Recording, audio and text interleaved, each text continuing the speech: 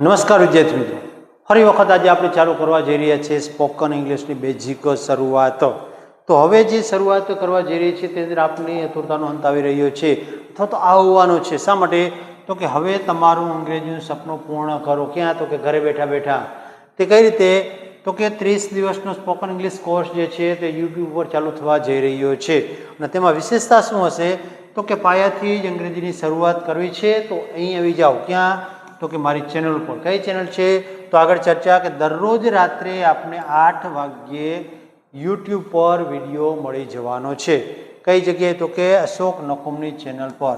અને તમે આ ચેનલને સબસ્ક્રાઈબ કરી અને કેટલા દિવસ? તો કે 30 દિવસ સુધી જોડાયેલો રહેશો તો એકદમ અફલાતૂન બેઝિક અંગ્રેજી છે તેની શરૂઆત તમે કરી શકવાના છો.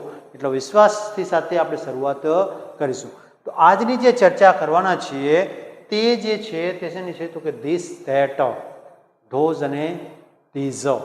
આની ચર્ચા એટલે કે ડેમોન્સ્ટ્રેટિવ પ્રોનાઉન્સ જે છે તેની ચર્ચા કરીશું. બરાબર? ડેમોન્સ્ટ્રેટિવ પ્રોનાઉન.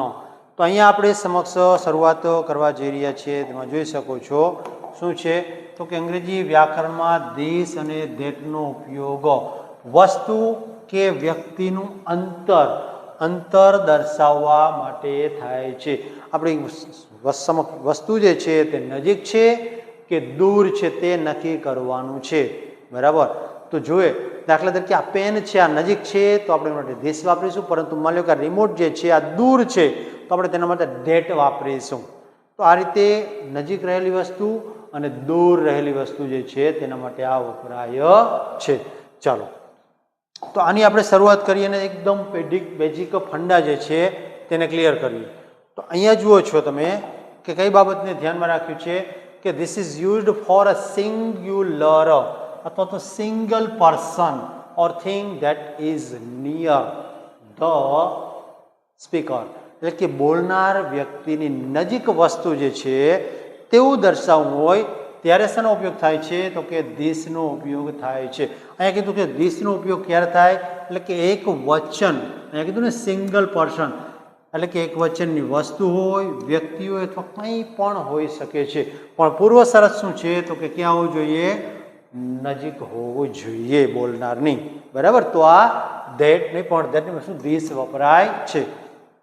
પછી ધેટની ચર્ચા કરીએ તો that is used for a single person or thing that is far away. થોડી દૂર અથવા તો વધારે દૂર આવેલી છે. ક્યાંથી?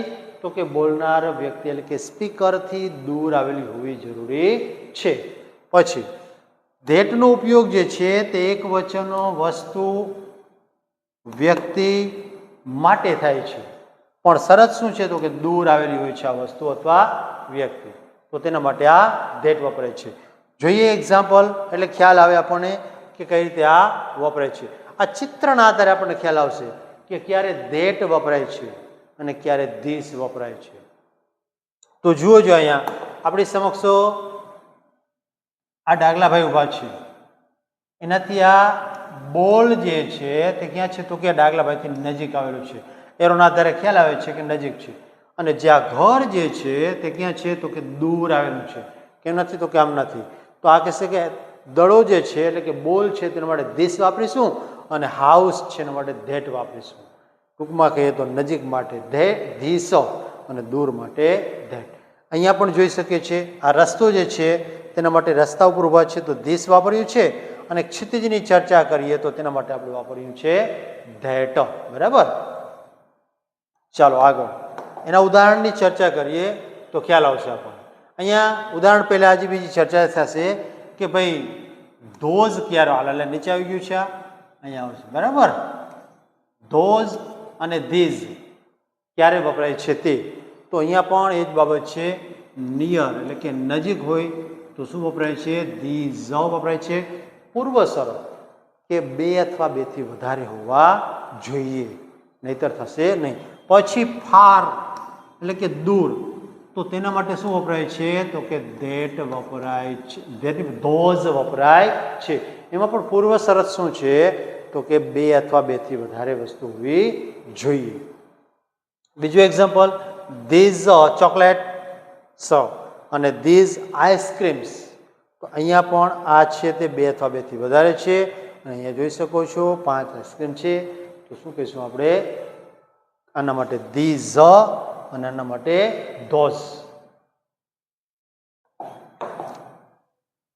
પછી ચર્ચા કરીએ આપણે સિમ્પલ વાક્યની. આપણી સમક્ષ વાક્ય આપેલું છે, તેનું ગુજરાતી કઈ રીતે કરવું તેની ચર્ચા કરીએ. તો અહીંયા શું કીધું? ધીસ ઇઝ અ બોલ. તો આપણે કહીએ કે ભાઈ આ દડો છે. શું કીધું? આ દડો છે. એક વચન છે ત્યારે. પછી કે ધીસ ઇઝ અ કપ, એટલે કે આ કપ છે. પછી કે છે ધીસ ઇઝ અ ટેબલ, એટલે કે આ ટેબલ છે. શું કીધું? કે આ ટેબલ છે.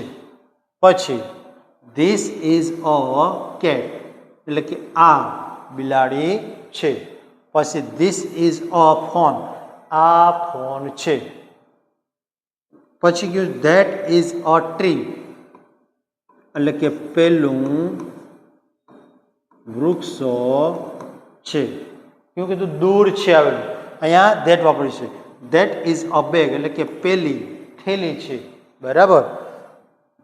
ધેટ ઇઝ અ સ્કૂલ, પેલી શાળા છે. પછી કહે છે કે ધેટ ઇઝ અ બર્ડ, પેલું પક્ષી છે. બરાબર મિત્રો. તો અહીંયા જુઓ કે દરેક વાક્યનું કઈ રીતે ગુજરાતી થાય છે અને તે કઈ રીતે ઉપયોગમાં આવે છે. આગળ વધીએ અને એના પછીના વાક્યની ચર્ચા કરીએ. તો ગુજરાતીનું અંગ્રેજીમાં રૂપાંતર કઈ રીતે થાય, આ દરેકે દરેક વાક્યનું આપણે જોઈએ. પ્રથમ વાક્ય છે આ પેન છે. તો શું કહીશું? કે ધીસ ઇઝ અ પેન, આ પેન છે. પછી બીજું, પહેલો મોબાઈલ છે. તો શું કહીશું આપણે? પહેલો એટલે કે ધેટ ઇઝ અ મોબાઈલ. પછી આ મારું ઘર છે. બરાબર. તો આપણે શું કહીશું? આ એટલે કે ધીસ ઇઝ માય હાઉસ. પછી પેલો છોકરો છે. પેલો છોકરો છે. તો આપણે કહીશું કે ધેટ ઇઝ અ બોય. આ મારો મિત્ર છે. ફરી વખત એક વચન છે અને ધીસ વપરાયું છે. This is my friend. પહેલું મંદિર છે. તો શું કહીશું અહીંયા? That is a temple. બરાબર. આ ટેબલ છે. આ એટલે કે ધીસ ઇઝ અ ટેબલ. ત્યારબાદ પેલી બિલાડી છે. તો શું કહીએ? That is a cat. આ ખુરશી છે. તો કહીશું ધીસ ઇઝ અ ચેર. બરાબર. ત્યાર પછી છેલ્લું વાક્ય, પેલું તળાવ છે. તો શું કહીએ આપણે અહીંયા? That is a pond. Pond એટલે કે તળાવ. બરાબર મિત્રો. તો આ આપણા વાક્ય જે છે તે તમારી જાતે એક વખત વાક્ય ગુજરાતી લખી લ્યો અને પછી આ પ્રમાણે ટ્રાય કરો કે અંગ્રેજીમાં ક્યાં ક્યાં સમસ્યાઓ ઊભી થાય છે. બરાબર. એટલે આપણે સરળતાથી આપણી ભૂલો છે તે પકડાશે અને સારી રીતે અંગ્રેજીની અંદર આગળ વધી શકશું. ત્યાર પછીની ચર્ચા કરીએ.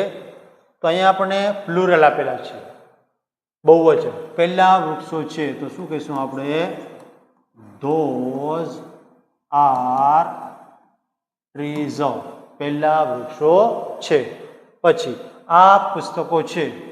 તો કહીશું આપણે ધીઝ આર બુક્સ. બરાબર. પહેલા પુસ્તકો છે. પહેલી દુકાનો છે. તો શું કહીશું? કે પહેલી કીધું ને those are shops. Those are shops. આ બાળકો છે. તો કહીએ these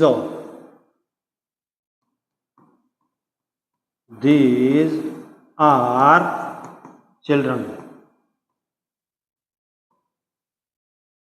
આ સફરજન છે. હવે આપણે અહીંયા ખાસ કરીને આ પ્રકારના વાક્યમાં ધ્યાન રાખવાનું છે કે આ સફરજનો છે આવું કીધું હોય તો અહીંયા આપણે સફરજન ગુજરાતી પ્રમાણે જોવા જઈએ તો એક વચન ને બહુવચન બે આપણે સમાન જ બોલીએ છીએ. ઘણી વખત સફરજનો એવું બોલતા જોઈએ છે. બરાબર. તો આપણે અહીંયા આપણે સિંગ્યુલર છે કે પ્લુરલ તે નક્કી નહીં કરી શકીએ. આપણે બંનેને બનાવી નાખીએ તો શું કહીશું કે ધીસ ઇઝ એન એપલ. નાનું બહુવચન કહીએ તો શું થશે કે ધોઝ ને પણ શું છે ધીઝ આર એપલ્સ. બરાબર. આ પ્રમાણે પછી આ ખુરશીઓ છે તો કહીએ ધીઝ આર ચેર્સ. પછી પેલા પર્વતો છે તો પેલા તો શું થશે અહીંયા ધોઝ આર માઉન્ટેન્સ. બરાબર. પેલા તારાઓ પેલા તારા છે તો આપણે અહીંયા પણ બહુવચન જે છે ઉધારી લઈએ અત્યારે તો આપણે શું કહીશું કે ધોઝ આર સ્ટાર્સ. અને જો એક વચન હોય આપણે એક વચન લઈએ તો શું કહીશું કે ધીસ ને ધેટ ઇઝ અ સ્ટાર. આ ફૂલો છે તો these are flowers. પેલી ગાડીઓ છે તો શું કહીશું આપણે those are trucks. પેલી ગાડીઓ છે. આ આપણા એક વચનના અને ત્યાર પછીના બહુવચનના જે વાક્ય છે તેની ચર્ચા કરી. ચાલો આજના જે શબ્દ જે છે તેની ચર્ચા કરીએ તો કયા કયા શબ્દ છે તેને ધ્યાનમાં રાખવાના છે તો કે રેબિટ એટલે કે સસલું છે. પછી પીકોક એટલે કે મોર. એગ એટલે ઈંડું. એલિફન્ટ એટલે હાથી. પેરોટ એટલે પોપટ. હાઉસ એટલે ઘર. નેસ્ટ એટલે કે માળો. પછી કાઇટ એટલે કે પતંગ. પછી સ્નેક એટલે કે સાપ. પછી ટ્રી એટલે કે વૃક્ષ અથવા ઝાડ. મંકી એટલે કે વાંદરો. અને લાયન એટલે કે સિંહ. અને છેલ્લું છે એન્ટ એટલે કે કીડી. તો વિદ્યાર્થી મિત્રો આ જે તમને શબ્દ આપ્યા છે તે શબ્દનો ઉપયોગ કરીને તમારે વાક્ય બનાવવાના છે કે આ ધીસ વડે ધેટ વડે ધીઝ વડે અને ધોઝ વડે જેથી કરીને આપણો આ ધીસ ધેટ ધોઝ અને ધીઝ છે તે સારી રીતે તૈયાર થઈ શકે. કોઈ પણ પ્રકારની સમસ્યા હોય તો અંગ્રેજીની સાથે લડો નહીં કે તેનાથી ડરો. જો આ રીતે કરશો તો અને તો જ તમે આગળ વધશો. બરાબર. અંગ્રેજી શીખવા માટે લડો નહીં કે તમે ડરો. બરાબર. ચલો જય હિન્દ અને જય ભારત.